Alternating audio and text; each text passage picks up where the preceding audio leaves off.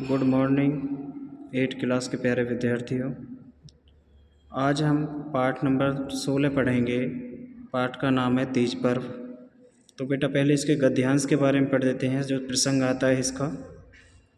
प्रस्तुत संवाद हमारी संस्कृत की पाठ्य पुस्तक रुचिरा तृतीय भाग के तीज पर्व नामक पाठ से लिया गया है। इस संवाद में माता पिता अपनी पुत्री को तीज पर्व पर होने वाली प्राकृतिक सुंदरता के बारे में बतलाते हैं। तो बेटे पाठ की शुरुआत करते हैं। प्रातःकाले गृहस्य प्रांगणे षड्वर्षदेशीया विमला त्रयोदशवर्षदेशीयो दीपक्षय परस्परं वार्तालाप कुरुत। प्रातःकाल घर के आंगन में 6 वर्ष की विमला और 13 वर्ष का दीपक परस्पर आपस में बातचीत करते हैं। विमला कहती है, भ्रातः नमो नमः, भाई नमस्ते। दीपक है, नमो नमः भगिनी। दीपक कहता है, बहन जी नमस्कार। विमला, भ्रातः भवान अद्य किमर्थ विद्यालयं न गच्छति। भाई आप आज विद्यालय क्यों नहीं जा रहे हो। दीपक कहता है, अयि मुग्धे, अरे पगली, अरे भोली, किम त्वं न जानसी, क्या तुम नहीं जानती हो, यत अद्य तीज पर्व अस्ति, आज तीज का पर्व है। येन राजकीय अवकाशो अपि वर्तते, जिस कारण राजकीय अवकाश भी है। विमला कहती है, तीज पर्व एतत् तीज पर्व किम। तीज पर्व, ये तीज उत्सव क्या है।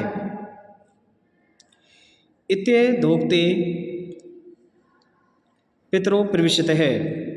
ऐसा आधा बोलने पर माता पिता प्रवेश करते हैं। तात है, तीज पर्व विषय ज्ञातुम इच्छामि। हे तात में पिता, तीज पर्व उत्सव के विषय में जानना चाहती हूँ। पिता, शोभनम शृणु श्रावण मासस्य शुक्ल पक्षस्य तृतीया तिथो तीज पर्व आयोज्यते।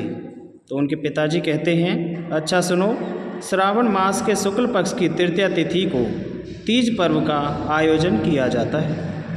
अस्माकं हरियाणा प्रदेशे इदं पर्व सर्वाकन्या युवतस्य सहर्ष सोल्लासं च मानयन्ति। हमारे हरियाणा प्रदेश में इस उत्सव को सभी कन्याएं और युवतियां हर्ष और उल्लासपूर्ण मनाती हैं, मतलब खुशी से मनाती हैं।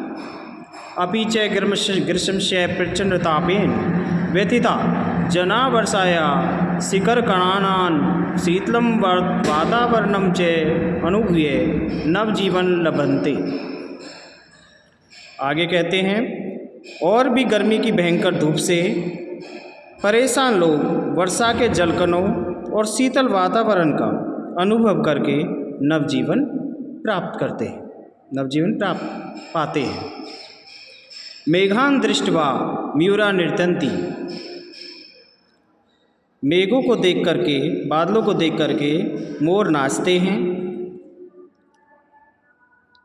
पंक्तिबद्धा बालकाः उड्यन्ते वृक्षाः पादपाः लताक्षय हरिता पुष्पिता च भवन्ति। पंक्तिबद्ध बगुले उड़ते हैं, वृक्ष पौधे और लताएं हरे भरे और फूलों से युक्त हो जाते हैं। उनके पिताजी कहते हैं ये बातें। हरित वर्णस्य बाहुल्येद पर्व हरियाली तीज इति नामना अपि प्रसिद्धम। इसी हरे रंग की अधिकता के कारण यह उत्सव हरियाली तीज के नाम से प्रसिद्ध हुआ है। एक बार दोबारा देख लीजिए बेटा। प्रातःकाले गृहस्य प्रांगणे षड्वर्षदेशीया विमला त्रयोदश देशीय दीपक्षय परस्परम वार्तालाप कुरुत। प्रातःकाल के समय घर के आंगन में 6 वर्ष की विमला और 13 वर्ष का दीपक परस्पर बातचीत करते हुए। विमला कहती है, भ्रातः नमो नमः, भाई नमस्ते। दीपक कहता है, नमो नमः भगिनी, नमस्ते बहन। विमला, भ्रातः भवान अद्य किमर्थ विद्यालयं न गच्छति। भाई कहता है, आप आज विद्यालय क्यों नहीं जा रहे हो। दीपक कहता है, अयि मुग्धे, अरे भोली, क्यों तुम न जानसी, क्या तुम नहीं जानती हो, यत अद तीज पर्व असीत, आज तीज पर्व है। येन राज्य के अवकाशो अपि वर्तते, आज राज्य के अवकाश भी है। विमला तीज पर्व एतत् तीज पर्व, तीज पर्व अर्थात तीज पर्व क्या है। इत्योर्धोक्ते पितरो प्रविशते, इतने में ही आधा वाक्य होता है उनके माता पिता प्रवेश करते हैं। तात तीज पर्व विषय ज्ञातुम इच्छामि, वो कहती है तवत हे पिताजी तीज पर्व के बारे में मुझे जानने की इच्छा है। पिता कहते हैं शोभनम, अच्छा सुनो सुनो सुनो, श्रावण मास से शुक्ल पक्ष तृतीया तिथो तीज पर्व आयोज्यते अस्माकं हरियाणा प्रदेशे इदं पर्व सर्वा कन्या युवतस्य सहर्षोल्लासं न मानयन्ति। उनके पिताजी कहते हैं श्रावण मास के शुक्ल पक्ष की तृतीया तिथि को तीज पर्व का आयोजन किया जाता है और हमारे हरियाणा प्रदेश में उत्सव को सभी कन्याएं युवतियां हर्ष और उल्लासपूर्ण मनाती हैं। आगे उनके पिताजी बताते हैं उन्हें प्रचंड तापेन व्यतीता जनाः वर्षाया शीकरकणान शीतलं वातावरणं च अनुभ्य नवजीवन रमन्ते।